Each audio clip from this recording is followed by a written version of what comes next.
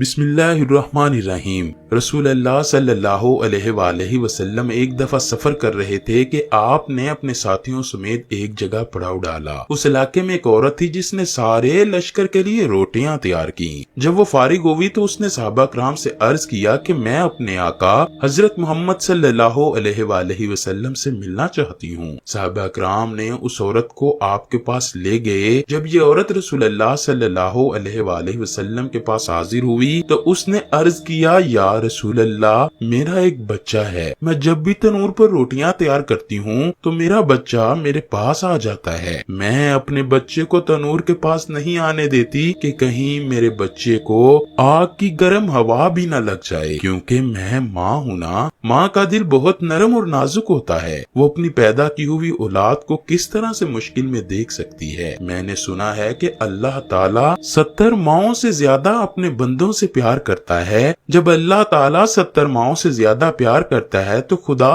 ہم کو کس طرح سے جہنم میں ڈالے گا۔ حدیث پاک میں ہے کہ اللہ کے آخری نبی حضرت محمد نے اس عورت کی بات کو سنا اور سر جھکا لیا۔ آپ صلی اللہ علیہ وآلہ وسلم کی آنکھوں سے زاروں کی طرح آنسو بہنے لگے۔ رسول کریم اتنا روئے کہ اللہ کے حکم سے حضرت جبرائیل علیہ السلام آپ کے پاس تشریف لے آئے۔ حضرت جبرائیل علیہ السلام نے فرمایا، یا رسول اللہ، اللہ کا حکم ہے کہ اس عورت کو فرما دیجئے کہ اللہ نے ان پر ظلم نہیں کیا، انہوں نے اپنی جانوں پر خود ظلم کیا ہے۔ اللہ تعالیٰ تو چاہتا ہے کہ میرا بندہ مجھ سے مانگے، کیا مانگتا ہے میں اس کو عطا کے لیے تیار ہوں۔ یہ لوگ خود توبہ نہیں کرتے، یہ لوگ شیطان کی باتیں مانتے ہیں، یہ تو اللہ تعالیٰ کی بارگاہ میں توبہ ہی نہیں کرتے، یہ تو اللہ تعالیٰ کو بھول چکے ہیں، یہ لوگ اپنے عمل کی وجہ سے دوزخ میں ڈالے جائیں گے۔ حضرت ابو ہریرہ رضی اللہ تعالیٰ عنہ سے مروی ہے کہ رسول کریم نے فرمایا، میری پوری امت جنت میں جائے گی، لیکن جو انکار کرے گا وہ جنت میں داخل نہ ہوگا۔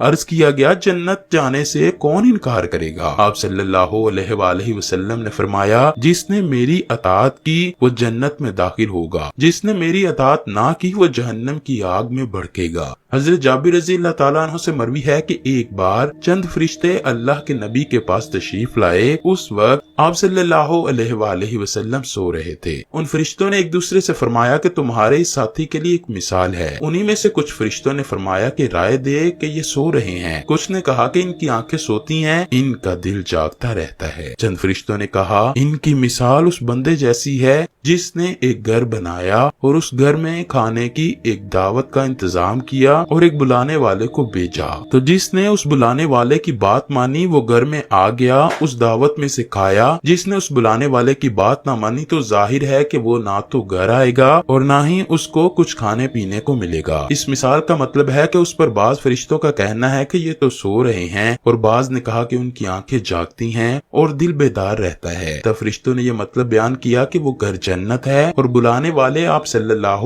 علیہ وآلہ وسلم ہیں، لہذا جس نے رسول اللہ کی اطاعت کی اس نے اللہ کی اطاعت کی، جس نے محمد کی نافرمانی کی اس بندے نے اللہ کی نافرمانی کی۔ اور حضور اکرم صلی اللہ علیہ وآلہ وسلم کی وجہ سے لوگوں کی دو قسمیں ہو گئیں، جس نے آپ کی بات مانی اس نے اللہ کی مانی اور جنت میں جائے گا، جس نے آپ کی بات نہ مانی اس نے اللہ کی نہ مانی، وہ جنت میں نہیں جائے گا۔ حضرت ابو موسیٰ رضی اللہ تعالی عنہ حضور اکرم کا ارشاد نقل کرتے ہوئے فرماتے ہیں کہ میری اور اس دین کی مثال جس کو دے کر خدا نے مجھے بھیجا ہے اس آدمی جیسی ہے جو اپنی قوم کے پاس آیا اور کہا کہ اے میری قوم، میں نے اپنی آنکھوں سے دشمن کے بڑے لشکر کو تمہاری طرف آتے ہوئے دیکھا ہے، میں تم کو بے غرض ہو کر ڈرا رہا ہوں، لہٰذا یہاں سے بھاگنے میں جلدی کرو۔ چنانچہ اس کی قوم میں سے کچھ لوگوں نے اس کی بات مانی اور سر شام چل دیے اور آرام سے چلتے رہے اور وہ بچ گئے، اور اسی قوم میں سے کچھ لوگوں نے اسے جھوٹا سمجھا اور وہیں ٹھہرے رہے، تو دشمن کے لشکر نے ان پر صبح صبح حملہ کر کے ہلاک کر دیا اور ان کو ختم کر کے رکھ دیا۔ یہ مثال ہے ان لوگوں کی جنہوں نے میری بات مانی اور جو دین حق میں لے کر آیا اس پر عمل کیا، اور ان لوگوں کی جنہوں نے میری نافرمانی کی، جو دین حق لے کر آیا انہوں نے اس کو بھی جھٹلایا۔